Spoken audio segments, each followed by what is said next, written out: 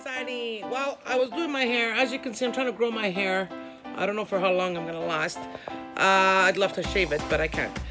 So, a word came to mind. I was doing my hair.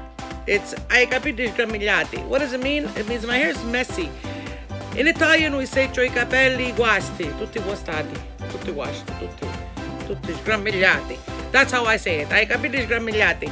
It means they're messy. You can't get it to go where you want it to. It doesn't stay down. You get the cornas. You get everywhere. I hate long hair. I had long hair. For those of you who didn't know me, I had long hair down past my waist for all my life. And that's why I'm into short hair. Just so you know a little bit about me. So in any event, enough about me. Guys, have a beautiful day. Enjoy. Be happy that you're alive. I know life is hard, but let's look at life as a glass half full. And make an effort. Make an effort to do a good deed. It'll make you feel good. And so on that note, ci vediamo presto. Salutamu.